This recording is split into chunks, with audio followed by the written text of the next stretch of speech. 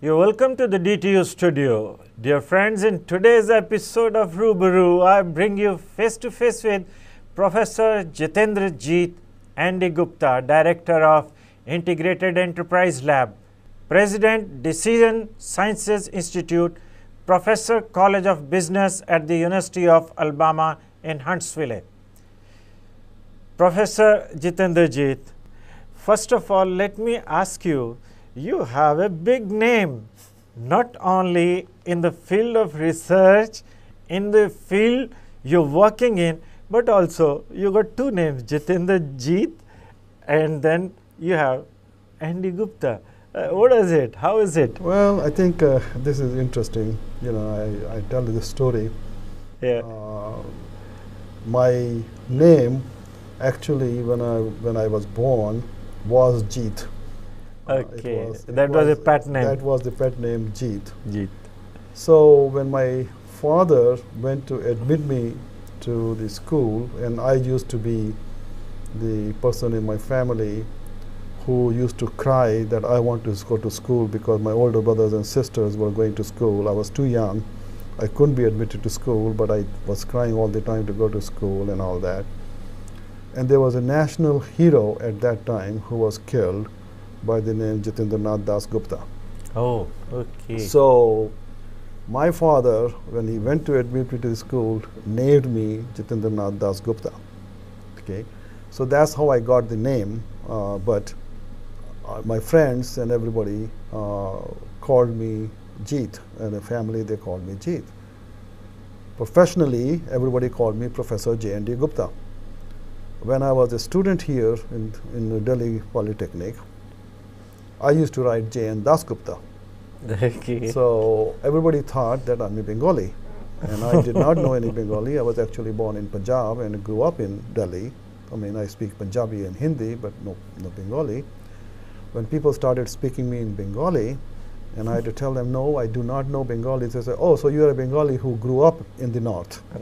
I said, no, I'm not a Bengali, I'm a Punjabi, and that didn't go well. So when I got out of Delhi Polytechnic, I changed from writing J.N. Das Gupta to J.N.D. Gupta. And that's how I came to know in the J.N.D. Gupta. All my earlier papers are published in that name, J.N.D. Gupta. So when I went to USA, I had to adopt a nickname because for them it was difficult to pronounce Jitendra Gupta. So I said, okay, why don't you call me Jeet? That's my nickname, so that's how I became Jeet. So after a few years, I returned to India, and Professor Prem Vrat, director of IIT Roorkee, and I was a vice chancellor of the Uttar Pradesh Technological University, Yeah, and he is a junior colleague of mine from IIT Kharagpur. Mm-hmm. And so I came to India, and people asked me, so I wrote my name, Jeet Gupta, on my name tag. Mm-hmm. So there was this person, I think he was a student, who said, sir, do you know Professor J.N.D. Gupta? I would like to meet Professor J.N.D. Gupta. So I said, so I am Professor J.N.D. Gupta. What would you like to talk about? No, no, no, sir. I want to meet Professor J.N.D. Gupta. I said, okay, so let me see if I can find him. So I went to Professor Prem Vrat and I said, Professor, what do I do now? I mean, he laughed. He said, you know, you have created a problem for yourself. Now you have created two people from one. One Jeet Gupta, one J.N.D. Gupta. So that's when I started writing Jatinder in the parentheses. Now I write Jeet as my nickname so that people know that it's the same person. That's fantastic. You passed out in 1964. Yes. And then again, you have a story regarding 1964 batch. Yes, being I mean, a 1964 batch. I'm glad that you asked me that. You know, actually, I've got two stories for that. One is that we are sort of a unique batch from that time.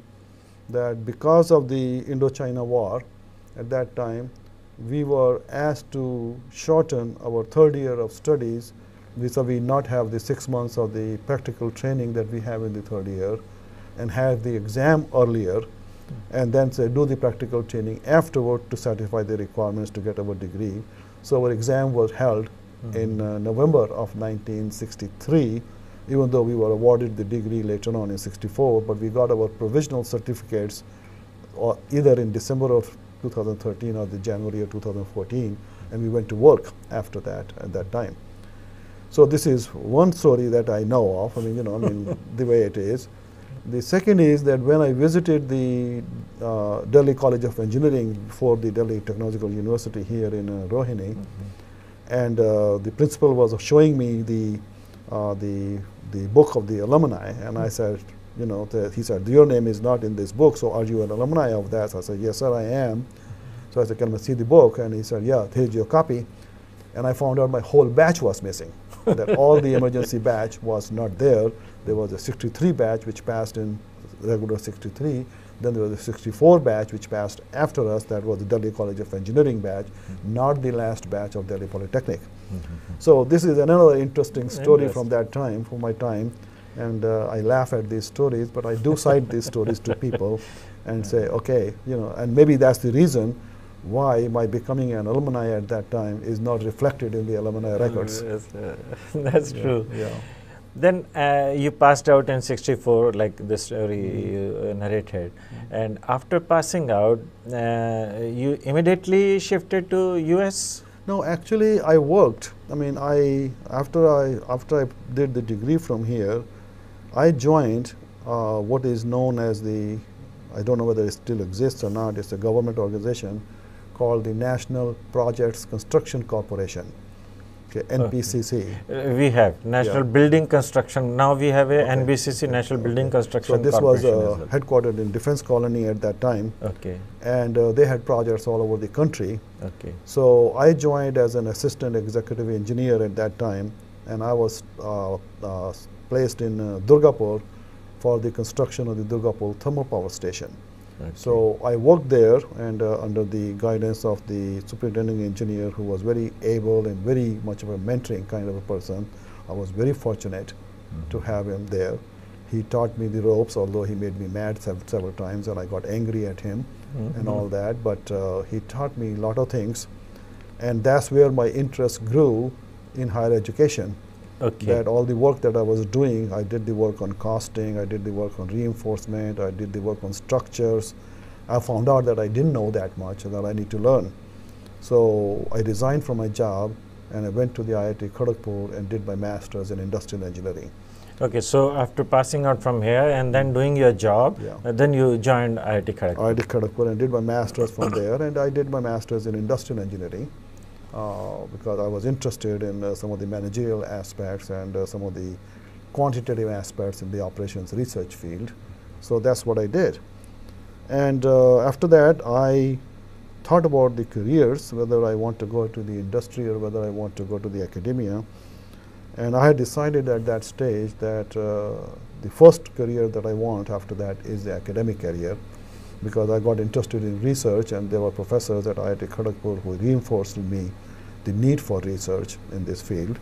So I got quite interested in research, and in fact I wrote a couple of papers even when I was a master's student.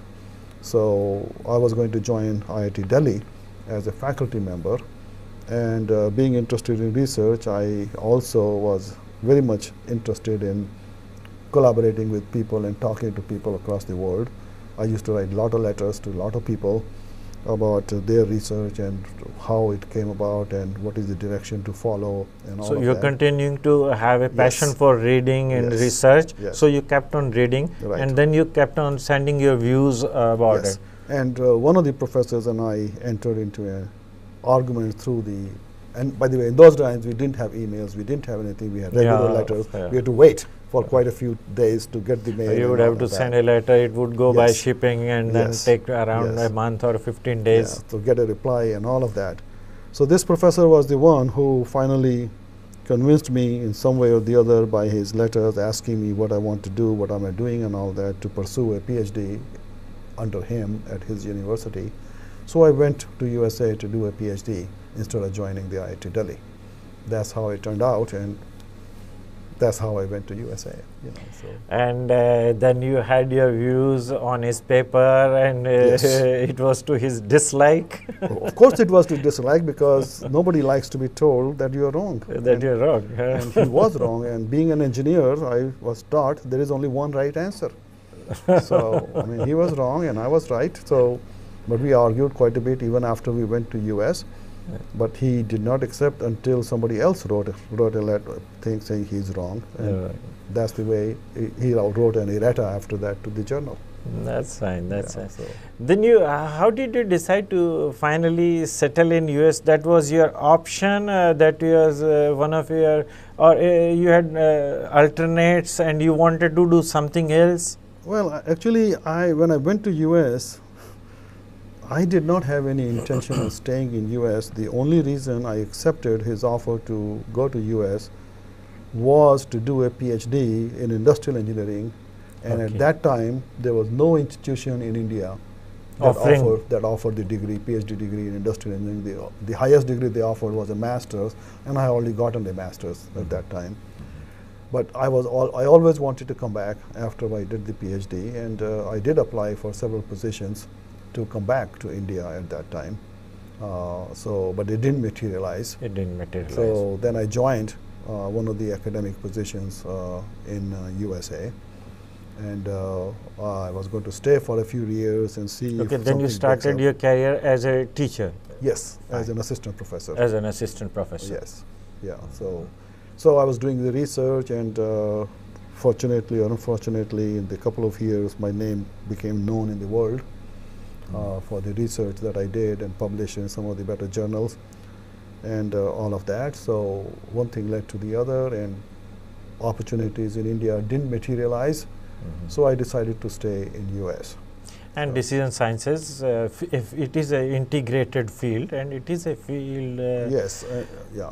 And I joined that institution way back in '69. After I did my PhD, I was doing my first job. That's when the institute started. I think it was established somewhere around 68, 69 yes, only. So I'm one of the early members of that early institute. Members of the Decision Institute. And I continued that one all the way through. So I mean, you know, life has a way of, you know, I mean, people say you plan for life. I can lie about it and tell you that I planned for it. I don't think I planned for it. I think it is event driven. Something happened, something resulted from it, something again happened, something resulted from it.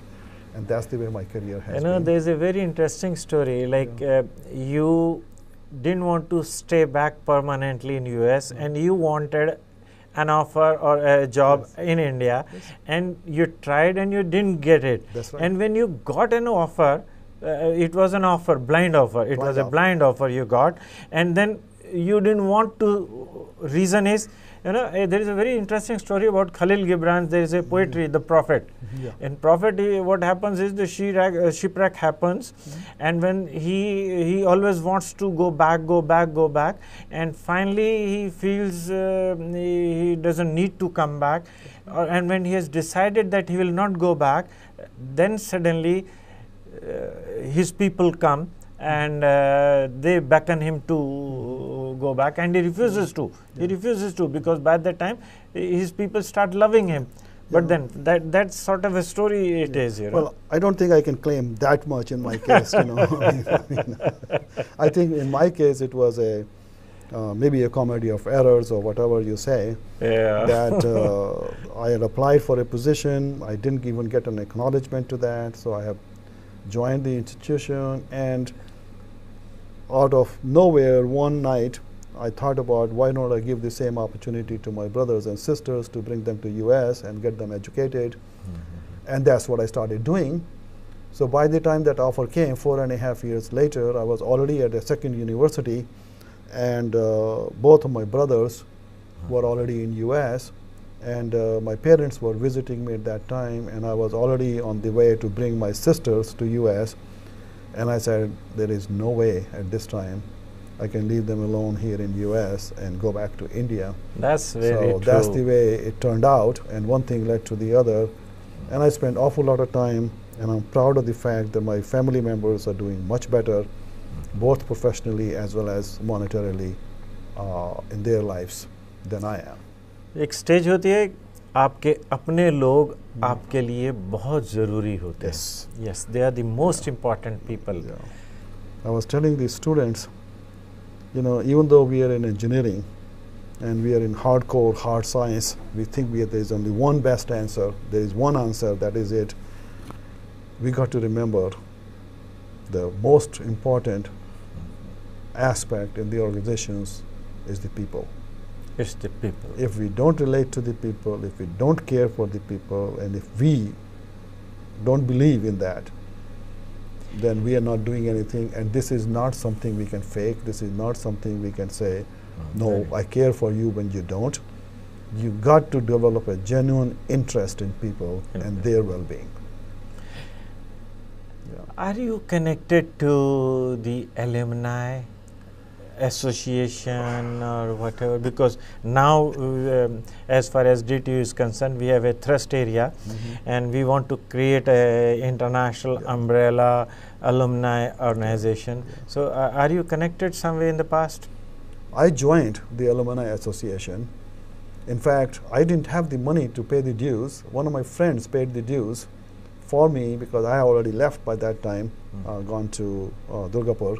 Okay. So he paid the dues, and he remembers coming to Kashmiri Gate, paying the dues, and in fact he said he must have a receipt somewhere too. And also, I think the Alumni Association can gain by writing about me, telling the other students what they can achieve. What they can achieve. I've been fortunate in that. It's not something that I designed for. It is not something I can say that I deserved, but that's the way it turned out. That's the way it is. Yeah. So, because you have made a name in research, and you're a known persona internationally, and you're president also of the Decision Sciences Institute, which is a very, very prestigious institution. Would you want to say something about your research journey? Well, you know, research is something you do out of interest. Out of interest. I think one of the things that I tell my students about research is, don't get into research because you think you have some kind of a duty to do research. Don't get to the research if you think that somebody is forcing you to solve a problem. Okay? First and the foremost, you got to be interested in research, in discovering something new. The kick that you get out of discovering something new, whether it is a methodology, whether it is a design, or whether it is a solution approach or whatever, if you don't have within you as a desire to do the research, don't get into that. And so I got that into that. You know, when I was doing my master's, I got that. I mean, somehow or the other, I discovered that that's what satisfies me. So I will spend nights not sleeping and reading and writing about it and discovering and proving things. So that's what continued with me. And I've been fortunate to work with people from all over the world. I mean, I have collaborators from China, from Germany, from France, from Taiwan, from Japan, from Spain, from South America, from USA, obviously, and even India, you know. In fact, I was just going to, in my next question, I was going to ask you about any message for our students, but there couldn't have been a better message than this which you have conveyed through research.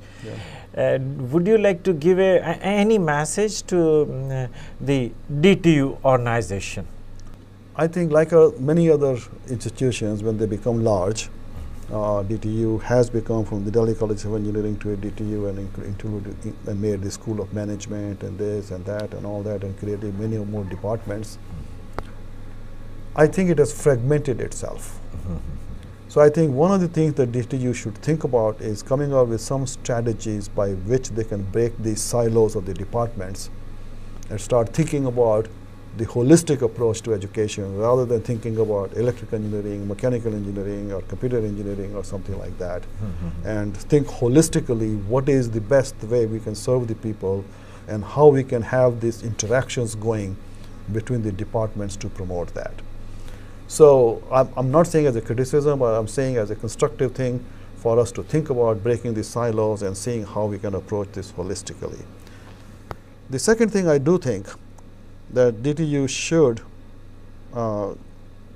develop global perspectives and have global partnerships and invite the people from outside the countries, whether be they Indians or not Indians, but Indians mostly are willing to come and all that, and enrich the students by the experiences that these people have gained abroad as part of their curriculum, not just extracurricular activities, but as a part of the curriculum. This course that I taught at Chandigarh in the Indian School of Business, I was invited to do that. I kept on saying no, but they insisted that I come and teach that course, was in that sense. There, more than half of the courses are taught by the visiting faculty from different countries. We have already made a policy regarding Very this, good, very good. and we have the DTU has already decided to have more faculty from Very good. abroad, whether visiting Indians or others, to have them on a contract basis or for a course basis, and we are already on that track. Good. We are doing it, Good. in fact. So that's what same thing about research collaborations, you know. Right. So, because I've tried to approach several people in research collaboration here, and nothing has materialized here so far, but I'm pretty sure sometimes it will materialize. Yes. I'm an optimist. Thank you, thank you, Yeah. Professor Gupta, for being with us and for visiting Delhi Technological University, alma mater again. And I extend an invitation to you to be back again. And yes, you will surely get some formal invitations from the your organization. And we all love it. We love students. We have best of the students. I tell you, our youngsters are too good, and they'll carry your flag. I do know. They'll carry your that. flag. I don't have any doubt in that. They'll surely carry. But your I was flag. not even a best student, and I made it, so they can make it. Thank you. Thank you.